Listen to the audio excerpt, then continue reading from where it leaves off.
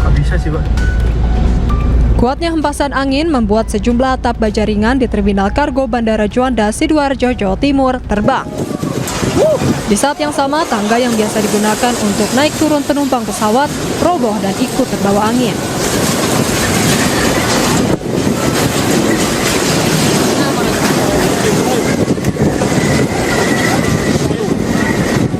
Selain di apron, sejumlah pohon yang ada di kawasan parkir Terminal 1 juga tumbang dan menimpa sejumlah kendaraan.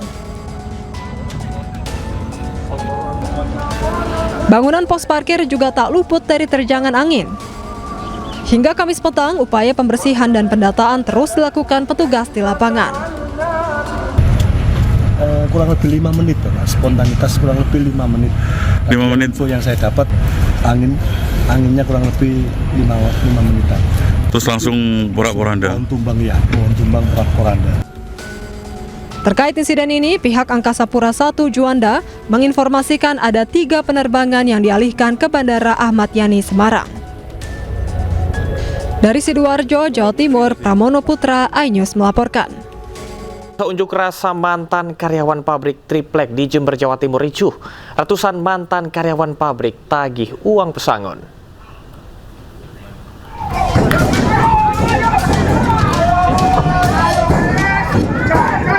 Ratusan mantan karyawan pabrik triplek di Jember, Jawa Timur berunjuk rasa meminta kepastian uang pesangon.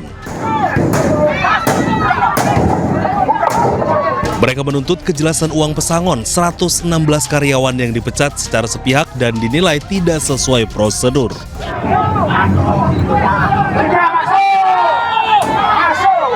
Masa mendobrak gerbang pabrik hingga terjadi kericuhan dengan petugas keamanan.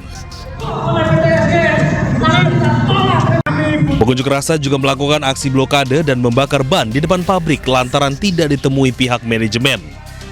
Karena kita sudah berupaya bermediasi berkali-kali, tapi pimpinan pemutus kebijakan tidak pernah hadir. Dan sekaligus mengajak pemerintah, dalam hal ini Disnaker, supaya tahu betul ke pelanggaran-pelanggaran dan kejahatan yang selama ini ditutupi oleh pihak PT SGS. Dan tuntutan kami jelas, tuntutan kami berikan haknya buruh sesuai ketentuan undang-undang yang berlaku. Pengunjuk rasa membubarkan diri dengan tertib setelah pihak pabrik setuju membayar pesangon Maret 2026 mendatang.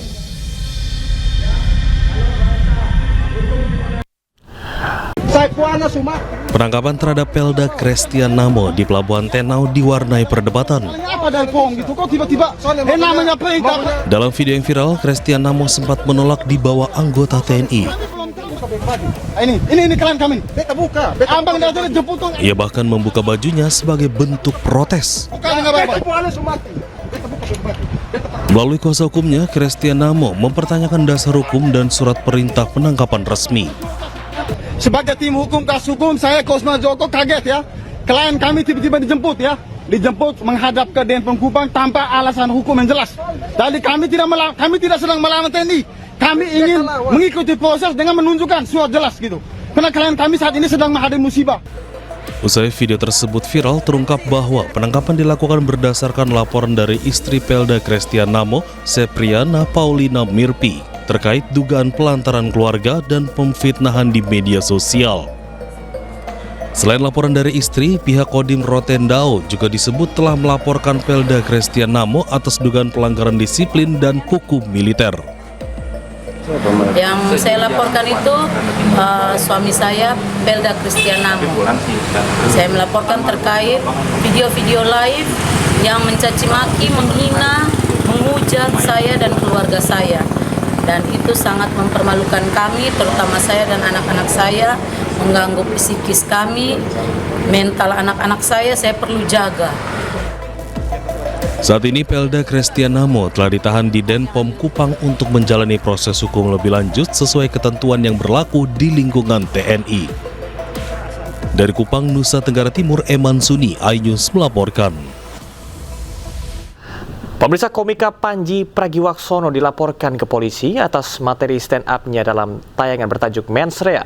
Panji dilaporkan oleh Angkatan Muda Nahdlatul Ulama dan Aliansi Muda Muhammadiyah karena dianggap menimbulkan kegaduhan.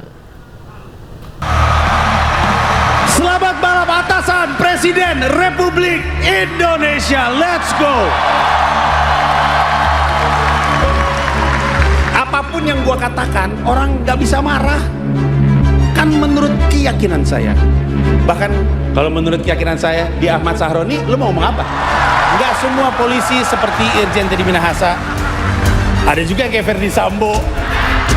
Inilah cuplikan materi stand up komedi dalam pertunjukan Mens Rea yang dibawakan komika Panji Pragiwaksono. Pertunjukan ini berujung pelaporan ke Polda Metro Jaya pada Rabu malam. Itulah kenapa Mens Rea itu tidak didesain untuk mengubah para politisi. Kenapa? Karena percuma. Panji dilaporkan oleh Angkatan Muda Nahdlatul Ulama dan Aliansi Muda Muhammadiyah karena materi Mens Rea dianggap merendahkan, memfitnah, dan menimbulkan kegaduhan. Kami melaporkan bahwa ada kasus, menurut kami beliau merendahkan, memfitnah, dan cenderung menimbulkan kegaduhan di ruang media dan memecah belah bangsa begitu, menimbulkan keresahan terhadap khususnya kami sebagai anak muda Nahdliyin pun juga teman saya sebagai Aliansi Muda Muhammadiyah begitu. Pertunjukan stand up komedi Mens Rea Panji Pragiwaksono viral di media sosial usai tayang di sebuah platform layanan streaming berbasis langganan. Sebelumnya, Mens Rea sudah lebih dulu hadir dalam tur 10 kota di Indonesia sepanjang 2025. Tim Liputan iNews melaporkan. Dianggap menimbulkan kegaduhan, komika Panji Pragiwaksono dilaporkan ke polisi. Terkait dengan hal tersebut, Wapres Gibran tegaskan, materi yang disampaikan Panji dalam tayangan bertajuk Mens Rea adalah kritik dan evaluasi biasa terhadap pemerintah, sehingga tidak perlu sampai dilaporkan.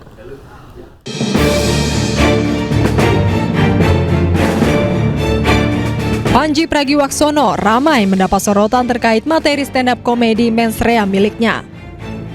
Bahkan Angkatan Muda Nahdlatul Ulama dan Aliansi Muda Muhammadiyah membuat laporan ke Polda Metro Jaya terhadap Panji karena dianggap menimbulkan kegaduhan. Terkait hal itu, Wakil Presiden RI Gibran Rakabuming Raka menyampaikan tidak perlu sampai dilaporkan. Materi yang disampaikan Panji sebagai bentuk kritik dan evaluasi biasa terhadap pemerintah. Jalan-jalan ke pasar ketemu Mbak Ayu, duduk bersamanya dan... Sebelumnya diketahui Panji juga sempat meroasting Mapres Gibran dalam materi stand-up komedi Mens Rea. Melalui media sosial Instagram, Gibran menunjukkan gayanya yang unik dalam menanggapi kritikan. Gibran membagikan cuplikan kegiatannya dengan menggunakan latar belakang musik berjudul lagu Melayu yang dinyanyikan Panji Pragiwaksono. Dari Tim Liputan iNews melaporkan. Menko Polhukam periode 2019-2024 Mahfud MD dalam podcast Terus Terang menyebut untuk kasus Panji di Mens Rea tidak bisa dihukum. Sementara itu, Gubernur DKI Jakarta periode 2014-2017 Basuki Cahayapurnama alias Ahok dalam podcast Denny Sumargo mengaku pro atau mendukung Panji Pragiwaksono. Kita tonton belakangan ini Mens Rea-nya Panji Pragiwaksono. Panji itu Pak Mahfud mengatakan Gibran mengantuk, ya.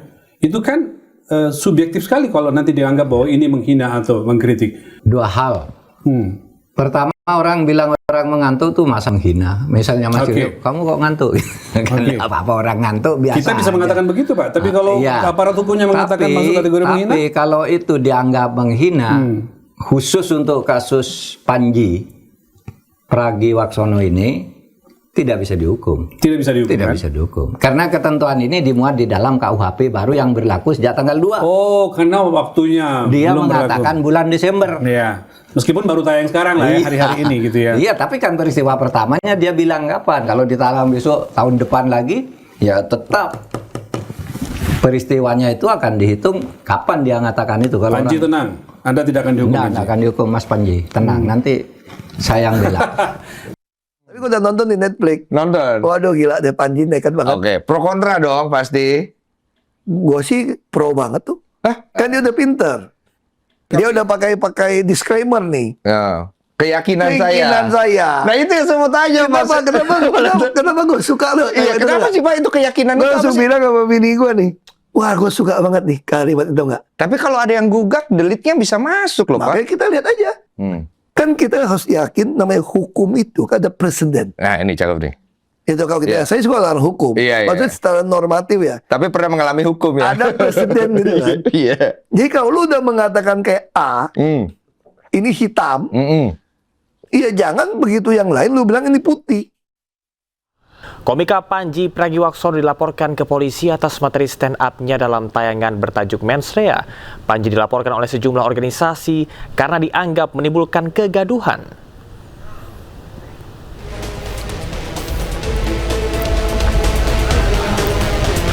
Panji Pragiwaksono dilaporkan ke polisi oleh Angkatan Muda Nahdlatul Ulama dan Aliansi Muda Muhammadiyah. Laporan terhadap Panji diajukan ke Polda Metro Jaya pada Rabu malam. Panji dilaporkan atas pencemaran nama baik dengan disertai sejumlah barang bukti dari konten stand-up komedi bertajuk Mensrea. Materi yang disampaikan pada tayangan Mensrea dinilai bermuatan fitnah serta menyebabkan kegaduhan.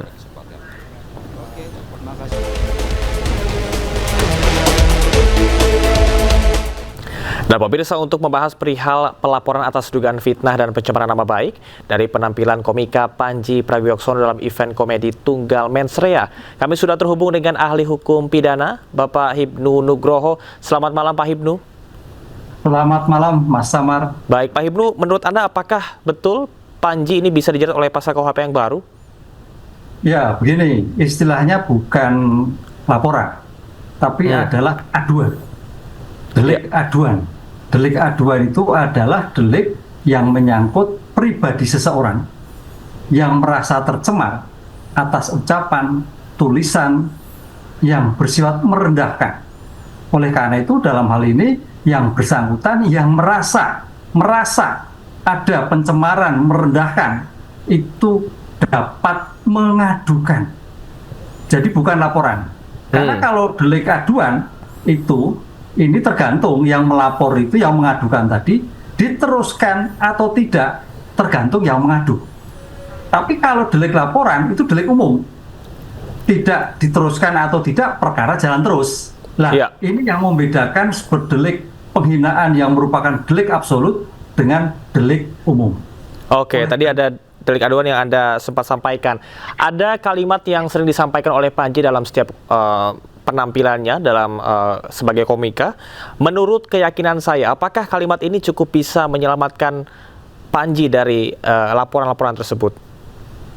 Ya, ini nanti ada pada penyidik untuk melihat apakah yang terkait dalam kasus tersebut dalam pribadinya ataukah yang menyangkut umum, kan itu, Mas. Makanya di sini delik aduan absolut itu delik yang melekat pada diri seseorang. Seseorang, walaupun mungkin orang mengatakan itu dirinya, tapi itu menyangkut seseorang. Lah, seseorang itulah yang hanya bisa mengadukan atas ucapan yang bersangkutan. Begitu. Baik, artinya harus ada yang melaporkan dari yang bersangkutan yang termasuk ke dalam konten dari apa yang disampaikan oleh Panji. Ya. Oke. Ya, betul.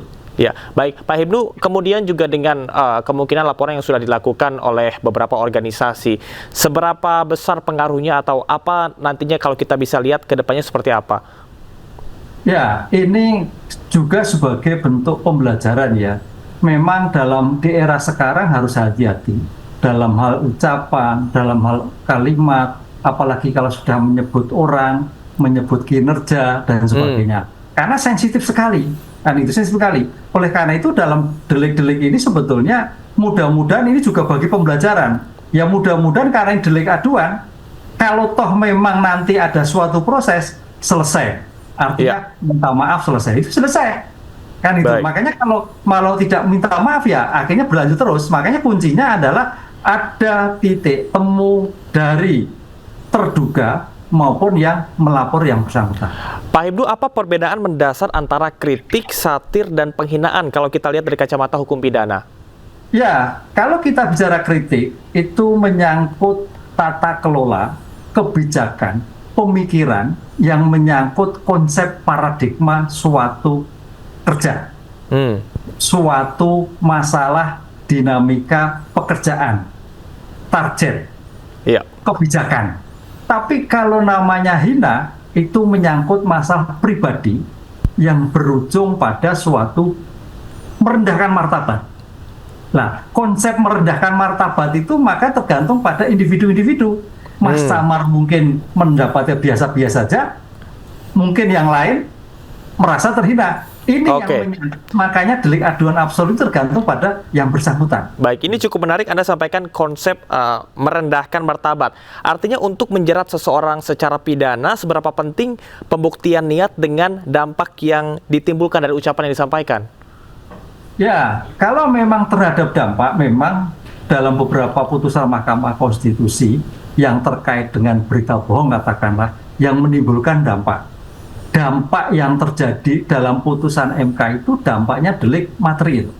Delik material itu delik yang menjadikan ada suatu keonaran. Keonaran itu secara real di dalam masyarakat.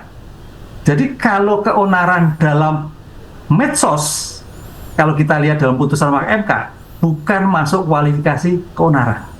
Keonaran yang terjadi adalah keonaran real, delik material di dalam suatu masyarakat. Nah, ini perkembangan putusan terhadap gugatan-gugatan terhadap hoak pencemaran yang melibatkan keonaran.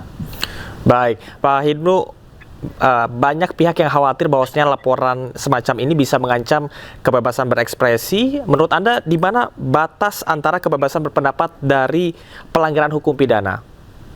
Ya, memang betul. Kalau itu menyangkut ekspresi suatu kebijakan sebagai bentuk suatu koreksi, sebagai bentuk pandangan, saya kira itu merupakan kritik.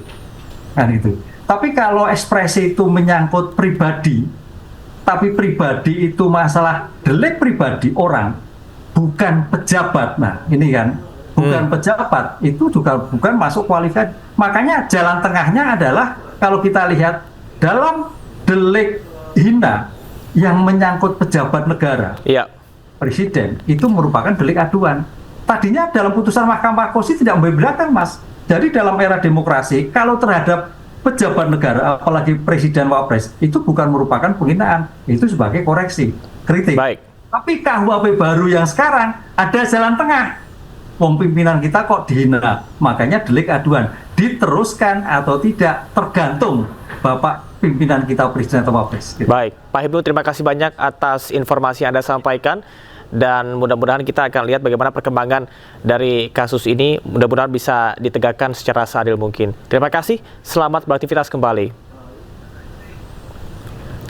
Kita ke informasi lain, pemirsa. Banjir kembali melanda Kabupaten Pidi Aceh. Akibatnya sejumlah desa terkepung banjir karena hujan deras dengan intensitas tinggi membuat beberapa sungai meluap.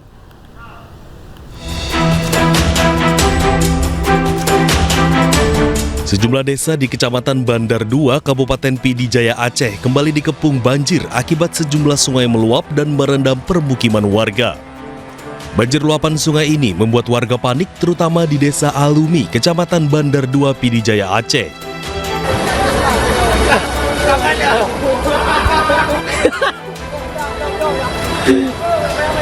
Butenang. Bahkan korban banjir terpaksa dievakuasi menggunakan tali seling baja untuk menyeberangi banjir luapan sungai dan menjauhi desa warga yang terendam banjir demi keselamatan. Masyarakat diimbau tetap waspada mengingat intensitas hujan masih tinggi dan potensi banjir susulan masih bisa terjadi di wilayah Pidi Jaya. Dari Pidi Jaya Aceh, Jamal Pangwa, iNews melaporkan.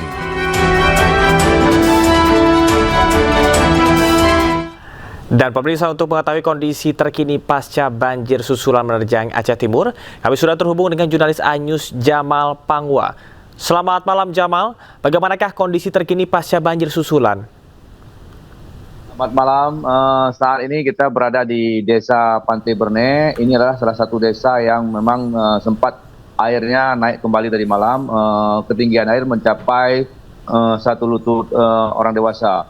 Namun seperti kita ketahui sebelumnya Desa Pantai Berne ini merupakan desa yang diterjang juga banjir bandang pada tanggal 25 November yang lalu.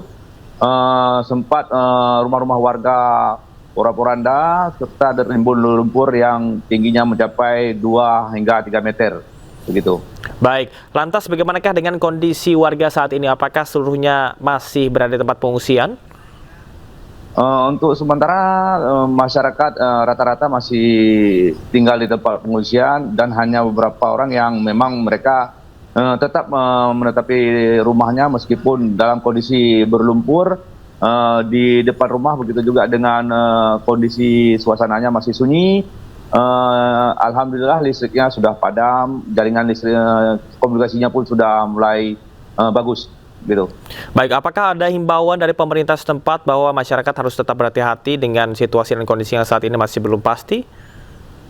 Pihak BPD sendiri sudah menyampaikan bahwa untuk sementara waktu para korban-korban bencana diharapkan bisa tinggal di pengungsian dikarenakan memang intensitas hujan masih tinggi di pegunungan, menyebabkan banjir susulan itu sering terjadi karena yang pertama dulu karena sungainya sudah mulai dangkal.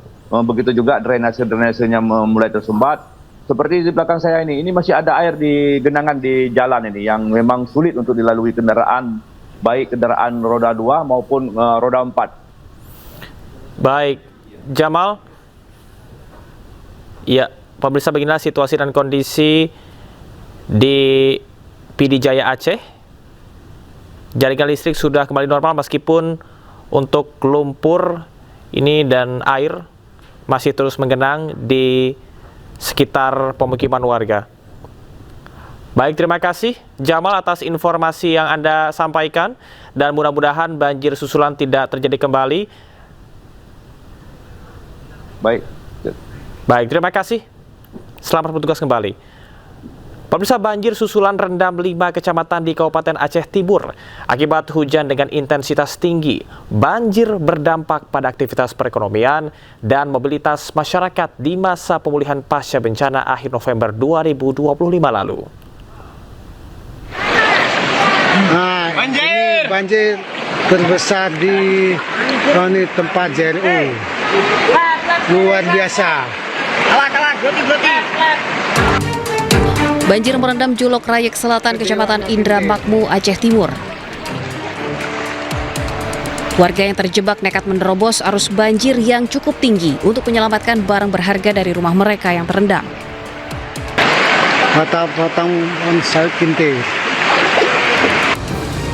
Sejumlah motor terlihat lalu lalang di jalanan desa yang terendam banjir.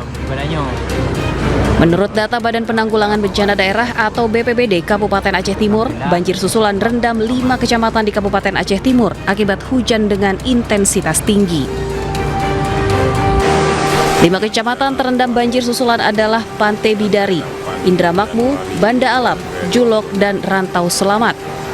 Julok, Kampung Baru, Aceh Timur, Ialam, Pak Diam Terbokat. Genangan banjir tidak hanya merendam pemukiman warga, tetapi juga akses jalan antar desa serta sejumlah fasilitas umum. Banjir juga berdampak pada aktivitas perekonomian dan mobilitas masyarakat di masa pemulihan pasca bencana akhir November 2025 lalu.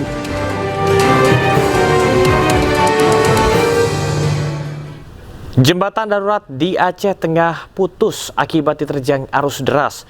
Akibatnya sejumlah relawan jatuh dan terbawa arus. Tali jembatan darurat yang menjadi satu-satunya akses penghubung Desa Reje Payung dan Desa Jamat Aceh Tengah putus. Peristiwa ini terjadi saat relawan dan warga tengah mendistribusikan logistik ke wilayah terdampak. Arus sungai yang deras bahkan membuat beberapa di antaranya terseret. Beruntung warga dan anggota TNI di lokasi langsung melakukan pertolongan. Sebelum jembatan permanen yang ada di lokasi ini rusak pasca banjir bandang, warga terpaksa mengandalkan jembatan tali darurat untuk beraktivitas, termasuk mendistribusikan bantuan logistik.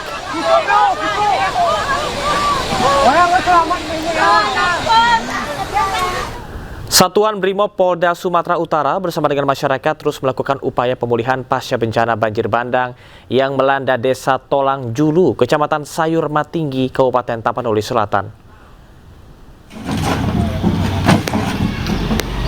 Atas arahan dan Sat Brimob Polda Sumut, Kombes Pol Rantau Isnur Eka, secara gotong royong fasilitas mandi cuci kakus dibangun guna memenuhi kebutuhan dasar warga terdampak bencana di wilayah tersebut, khususnya dari sisi kesehatan dan kebersihan lingkungan.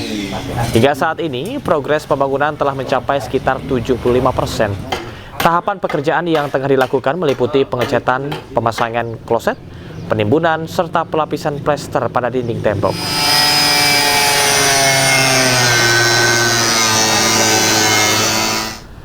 Sementara itu, Presiden Prabowo Subianto membentuk Satuan Tugas Penanganan Bencana. Satgas ini dipimpin oleh Menteri Dalam Negeri Tito Karnavian. Segera bentuk Satuan Tugas Percepatan Rehabilitasi dan Rekonstruksi Pasca Bencana di Provinsi Aceh, Sumatera Utara, dan Sumatera Barat. Dan saya tunjuk sebagai Ketua Jenderal Polisi Purnawirawan Tito Karnavian.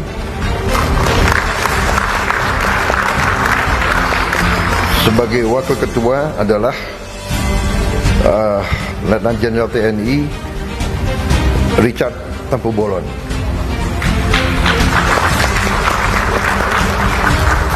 Banyak sekali tugasmu. Masih kuat? Hah? Dan saya minta para pejabat semua membantu mendukung tugas mereka ini. Ya. Nggak bisa sih, Pak. Kuatnya hempasan angin membuat sejumlah atap baja ringan di Terminal Kargo Bandara Juanda, Sidoarjo, Jawa Timur terbang. Di saat yang sama, tangga yang biasa digunakan untuk naik turun penumpang pesawat roboh dan ikut terbawa angin.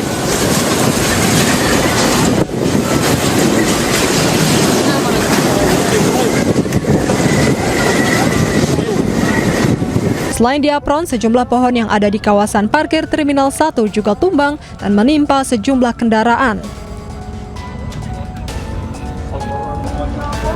Bangunan pos parkir juga tak luput dari terjangan angin. Hingga Kamis petang, upaya pembersihan dan pendataan terus dilakukan petugas di lapangan. Kurang lebih 5 menit, spontanitas kurang lebih 5 menit. 5 menit. Info yang saya dapat, anginnya kurang lebih 5 menitan. Terus langsung porak-poranda? Pohon tumbang porak-poranda. Terkait insiden ini, pihak Angkasa Pura I Juanda menginformasikan ada 3 penerbangan yang dialihkan ke Bandara Ahmad Yani Semarang. Dari Sidoarjo, Jawa Timur, Pramono Putra, iNews melaporkan. Roy Suryo melaporkan 7 orang yang disebutnya sebagai pendukung Jokowi ke Polda Metro Jaya. Mereka dilaporkan karena diduga memfitnah Roy Suryo soal ijazah palsu dan korupsi proyek Hambalang.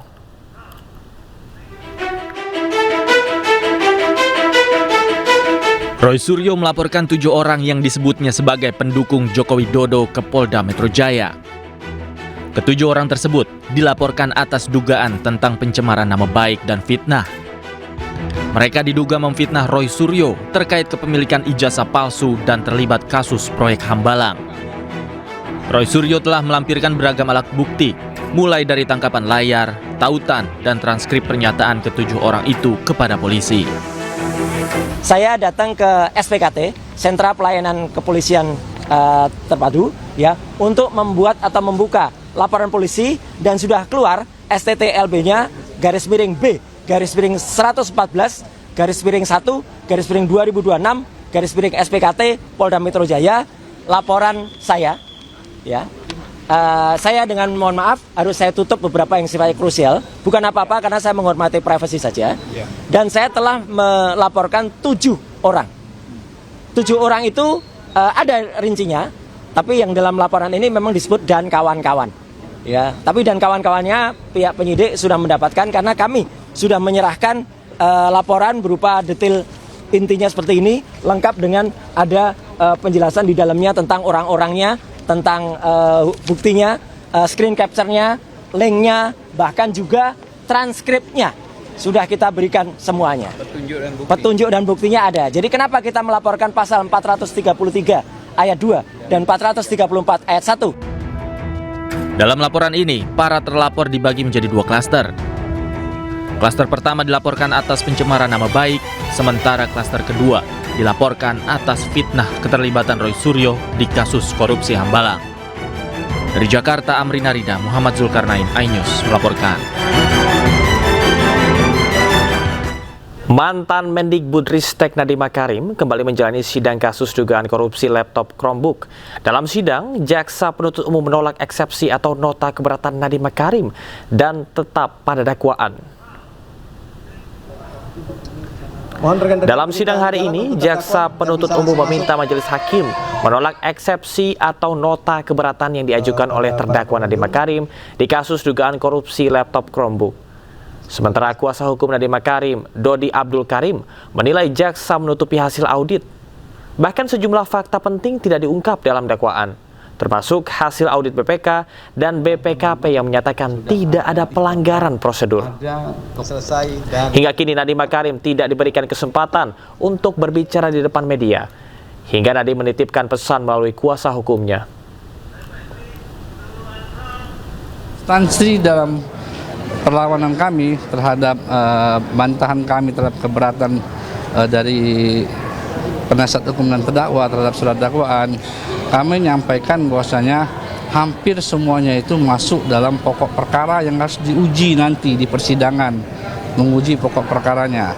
Apakah surat dakwaan itu bisa dibuktikan atau tidak, nanti kita uji dari alat bukti, dari saksi yang dihadirkan, dari alat bukti surat, keterangan ahli, dan barang bukti. Kenapa tidak dibuka fakta bahwa terhadap pelaksanaan perkara ini ya sudah dilakukan audit kepatuhan oleh BPKP. Audit kepatuhan itu adalah mengaudit mengenai pelaksanaan prosedur, mengaudit mengenai pelaksanaan harga, ya, mengaudit mengenai hasil daripada pengadaan apakah bermanfaat atau tidak.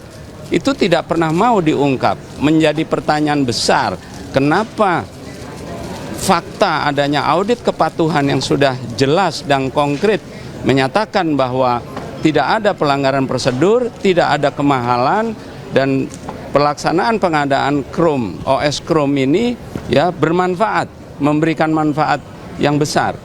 Saya hanya concern dan sedih bahwa Nadiem tidak diizinkan untuk berbicara. Dia sebagai seorang terdakwa itu mempunyai hak azasi untuk bicara, dan itu sudah 2 kali dilakukan, hari Senin yang lalu dan hari Kamis hari ini, bahwa dia tidak diizinkan untuk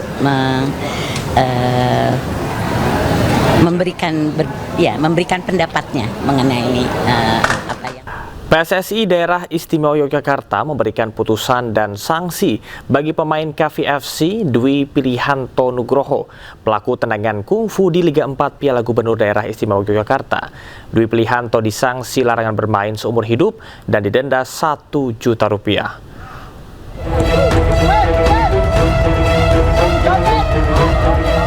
Belum usai kasus tendangan kungfu saat laga Liga 4 Zona Jawa Timur antara Putra Jaya Pasuruan melawan Perseta Tulung Agung, aksi serupa terjadi kembali di Yogyakarta.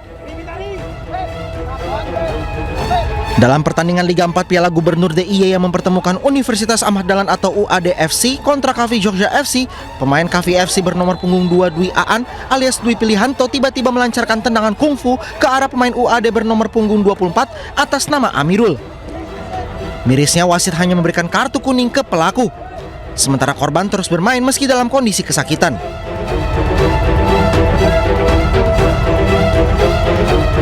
KVFC sendiri sudah meminta maaf kepada klub UAD FC serta korban Amirul. Namun pihak klub hanya memberikan sanksi teguran keras ke pelaku. Sementara terkait insiden ini, Panitia Disiplin Asprof PSSI Daerah Istimewa Yogyakarta resmi menjatuhkan sanksi terhadap pemain KVFC Dwi Aan alias Dwi Pilihanto Nugroho. Yang pertama, untuk putusan dari SK Pandis ini adalah memberikan hukuman kepada pemain KAFI nomor punggung 2 dengan hukuman denda sebesar 1 juta. Yang kedua adalah larangan bermain sepak bola seumur hidup kepada pemain nomor punggung 2 dari KAFI ini. Keputusan itu diharapkan dapat memberi efek jera kepada pelaku. Kedepannya seluruh peserta juga diharapkan dapat menjunjung tinggi nilai sportivitas dan menghindari kejadian serupa.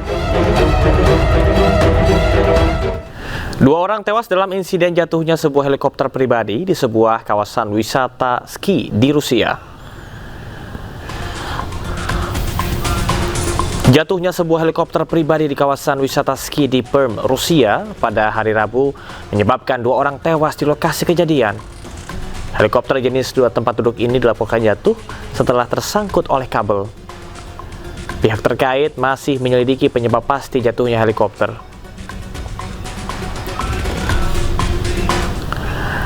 Tentara Israel kembali melanggar gencatan senjata. 2 orang tewas dan sejumlah lainnya terluka dalam serangan udara ke pemukiman warga di kawasan Al-Tufah, kota Gaza.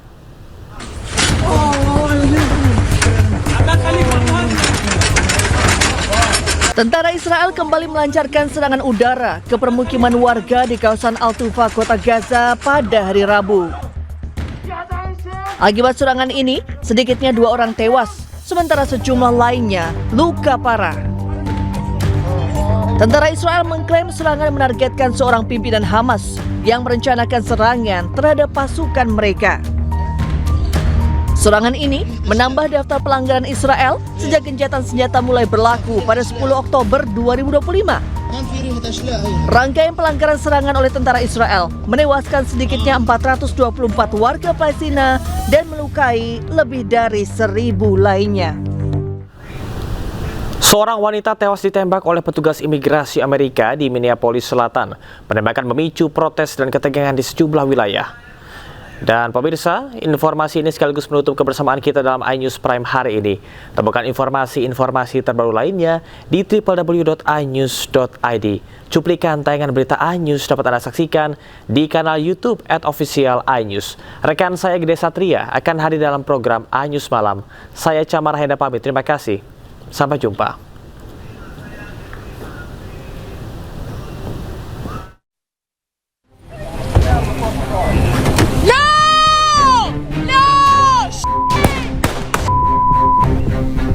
Seorang petugas imigrasi ICE Amerika Serikat menembak mati seorang wanita, Renee Good, 37 tahun, di Minneapolis pada Rabu pagi. Insiden terjadi setelah sebelumnya petugas bentrok dengan para pengunjuk rasa. Rekaman video dari tempat kejadian menunjukkan petugas mendekati SUV yang dikendarai oleh korban. Saat seorang petugas mencoba membuka pintu, pengemudi memundurkan kendaraan dan mencoba pergi. Petugas tersebut kemudian mengeluarkan pistol dan menembakkan 3 tembakan. Menteri Keamanan Dalam Negeri Amerika, Kristi Noem, membela petugas yang menembak mati korban dengan mengatakan bahwa petugas bertindak untuk membela diri karena korban telah menabrak petugas tersebut dengan kendaraannya. That this individual was harassing and impeding law enforcement operations. Our officer followed his training, did exactly what he's been taught to do in that situation, and took actions to defend himself and defend his fellow law enforcement officers. Penembakan fatal ini memicu protes dan ketegangan di sejumlah wilayah. Ratusan demonstran terlihat di sejumlah kawasan pada Rabu malam.